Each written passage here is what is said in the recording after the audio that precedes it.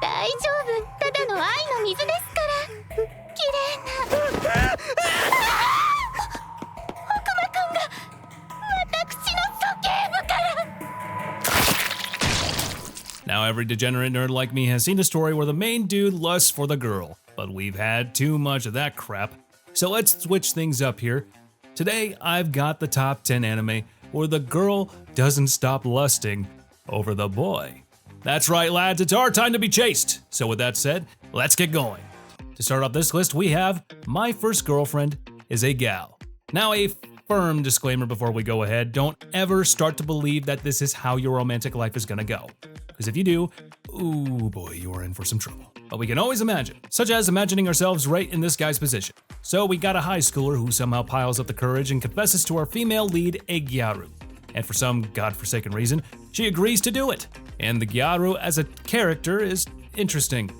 And she does some pretty interesting stuff.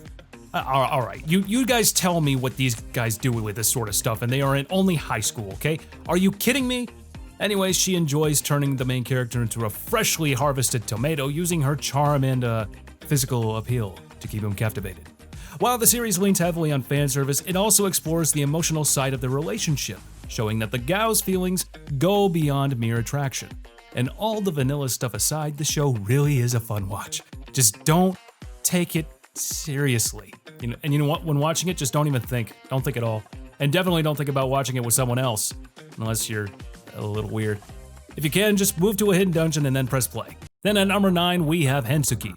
Are you willing to fall in love with a pervert as long as she's a cutie? Now this is the anime that actually represents this list perfectly, because the girls in this show taking lusting for dudes to a whole new level. But let's start with the plot here. So the main character finds himself as the object of affection. You know what, that's not the correct word here. He's basically a magnet for drooling girls. Each of the girls harbors an odd or more specifically perverted fetish towards the main character. Where are the women like this in my life? The show's premise revolves around him trying to figure out which one of these cuties left him a love letter alongside a pair of, panties, setting up a hilariously over-the-top romantic mystery. And I'm convinced that 8%, you know what, screw that, 80%, 100% of the anime on this list is probably made by teenagers who can't stop daydreaming and wetting their pants. Anyways, each girl showcases their own unique brand of lustful affection for the main character, making the show a watch you won't forget for a really, really long time. So if you love lovey stuff, do me a favor and watch this show. After that, at number 8, we have Mother of the Goddess Dormitory. Now, in most cases, an anime is first created and then the required amount of fan service is added to it. And by required, I mean the amount of fetish the creators have. But in the case of this show, it's like they made a list of fan service scenes and then decided about making a show. In this fan service heavy anime that takes the concept of female leads to its peak, the main character is a homeless middle school boy, but then the dude finds himself taken in as the dorm mother for a girls' college dormitory. Do I really need to tell you what happens next? Do I really? All I'll say is, don't let anyone walk into your room when you're watching it. It won't take long until you become homeless, that's for sure. And by the way, you're definitely not becoming a dorm mother, okay? That's not how this works. So be careful. Anyways, each of the dorm residents brings their own unique style of seduction to the table, and the show's overall the top nature leaves little room for subtlety, embracing its role as an ecchi comedy. So overall, an anime that is filled with fan service and comedic moments. If you like that sort of crap, this is basically a gem for you. Then next up at number 7, we have And You Thought There Is Never a Girl Online. An anime that takes online gaming dynamics to another level. So at the center of the story, we have two gamer otakus who get married in a multiplayer RPG. Well, honestly, what kind of game is this? And when they finally meet in real life, it turns out one of them is actually a really super cute girl. And to all those gamers out there, forget about anything like this happening to you. The only people you'll meet on here are 50-year-old divorced men or trolls. So yeah, just stop dreaming. Although you might be able to secure a fake femboy. And only if the fantasy of the show ended there, cause the cute girl ends up falling in love with the guy, and she'll do whatever she can to own the dude. She craves his attention so much that it often blurs the line between devoted love and just pure lust. But keeping the ridiculous plot aside, the show thrives on comedic misunderstandings and exaggerated romantic situations. So if you're looking for a blend of comedy, romance, and some questionable approaches, this is a show you might want to give a try. Then at number 6, we have Ao-chan Can't Study. Now this anime is probably the sweetest anime on the list here. So this romantic comedy follows a high schooler who struggles with her uncontrollable lustful thoughts about her classmate. Unlike most anime where male protagonists are the ones who can't get their pheromones in control, this anime flips the script by portraying the girl as the one consumed by the perverted desires. Her internal monologue is where much of the comedy shines in the show. On the surface, she tries to act composed and focused on her academics, but her wild imagination constantly betrays her, leading to hilariously awkward situations. Her fantasies about the dude are, not something I ever thought girls had, really. Hey, you know what? This could be a unicorn situation here, but are there any girls, like not fake girls, any actual girls watching this video? Let me know in the comments down below, do you actually fantasize about this? This is just a genuine question. This is me, pure science here, pure hypothetical, theoretically, okay? Is this an actual thing that you guys fantasize about? And hey man, I'm just saying I want to live up to it. That's all I'm saying. But anyways, it's either that or the makers are just perverts. This anime is a unique portrayal of teenage emotions and desires. The main character's lustful thoughts are both comedic and surprisingly grounded, showing how she navigates her growing feelings while trying to maintain control over her life. So give this show a try if you want to watch something refreshing. Next up at number 5, we have Rosario plus Vampire. Alright, finally some interesting stuff. No more high school settings, I need a break from that. Except, we're going into a high school setting of monsters. So this show is what you get when you add a harem plot to a vampire anime. And as weird as it sounds, the show is actually quite good.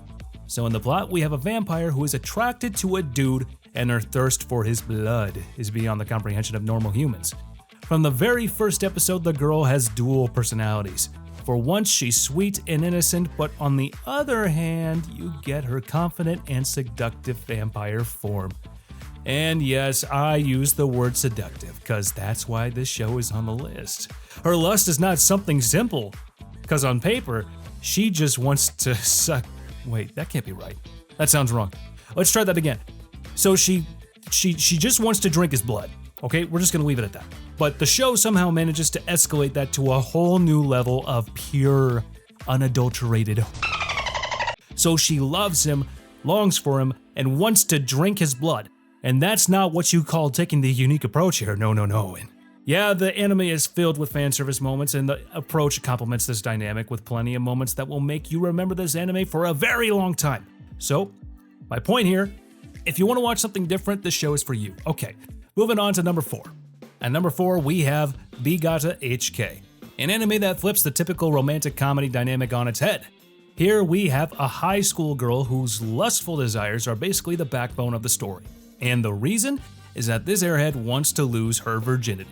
Before that, I would like to say this. I am one for gender equality. But when a girl wants to do stuff like this, it's funny. Everyone's laughing. The moment a dude tries to do this, he ain't seeing the next morning. That is jail right there. Jail, jail, jail. Anyways, jokes aside, the idiot girl sets her sights on our main dude of the story, an unassuming and awkward classmate. And this anime is often outrageous because it doesn't hold back when it comes to exploration of teenage lust, insecurity, and romance. Despite the girl's bold declarations and wild fantasies, she struggles to take decisive action, creating a humorous combination between her outward confidence and her inner vulnerability. This dynamic gives the story a unique charm as the main character's lust is tempered by genuine moments of self-discovery and emotional growth. Unlike other anime where the female lead's attraction is more romantic or nurturing, the etchiness here makes it a refreshingly honest take on teenage relationships, so if you want to watch something fun, this is the one to go to. Then at the third spot, we have Campione. Now this is probably one of the more bizarre ones on the list, because here we have a high schooler who becomes a literal god slayer. And guess what the dude does with his power? Yeah, he attracts the attention of several powerful women. That's pretty much it. I believe that is a pretty good way of using the status, by the way. Chief among the female leads is a fiery and seductive knight who spares no effort in expressing her attraction to the main character. and her perverted desires are basically the central theme of the show. Her constant teasing and flirting creates a dynamic that blends romance with lustfulness. The girl is bold and confident and often uses her charm and beauty to fluster the main character, and obviously, it works. And all this stuff aside, the show is actually really fun. The characters are fun, the comedic timing is great, and overall, a fun and entertaining watch. So give it a try. And next at the silver spot, we have Monster Musume. Everyday life with monster girls. If you wanted me to describe this anime as shortly as possible, I'd only use 3 words. Degenerate monster girls. And that's the whole show in a nutshell. The anime revolves around a guy who becomes the caretaker of various monster girls, all of whom are completely rizzed up by him, by just being nice, by the way. Each girl represents a different species and personality, but they all share one thing. A burning desire to win the main character's affection, often through some pretty questionable advances, mind you. The standout female lead is a snake woman who openly lusts after the main character and makes literally no effort to hide her desires. Her possessive and seductive nature drives much of the comedy as she constantly tries to monopolize his attention while battling her rivals. And the anime doesn't shy away from pushing boundaries, making it one of the shows driven by fan service. So yeah, grab your parents and watch it with them, best of luck. Jokes aside, if you're looking for a show filled with comedy and ecchi stuff, this is definitely the one for you. But at the top spot of today's list, we got Nagasarete Airantou. Now, I'm almost sure that the plot of this show came from a guy who was just daydreaming during his boring lectures, but let's get on with the anime here. This charming romantic comedy centers on a boy who finds himself stranded on a remote island inhabited entirely by women. And now you know what I was talking about earlier, because the series obviously plays on the harem trope, as nearly every female character lusts after the main character in varying degrees, creating a comedic atmosphere filled with misunderstandings and romantic tension galore. The most prominent female lead is Suzu, a sweet and innocent islander who quickly develops feelings for the main character. While her affection is more wholesome, the rest of the cast has plenty of over-the-top lustful antics. Unlike being filled with ecchi stuff like Monster Musume or Mother of the Goddess Dormitory over here, this one takes a more playful approach to its themes. It's a fun and entertaining watch with a good balance of fan service and heartfelt moments. So give it a try, it's harmless. Well, that's the list for today, guys. If you were able to make it this far, please be sure to comment down below which anime you think should have been on this list. And also, if you like this video, prove it! Hit that like button. And also don't forget to press on that bell icon and set us all to be notified about all our latest new videos after you hit subscribe. And as for now, I'll catch you later. See you in the next one.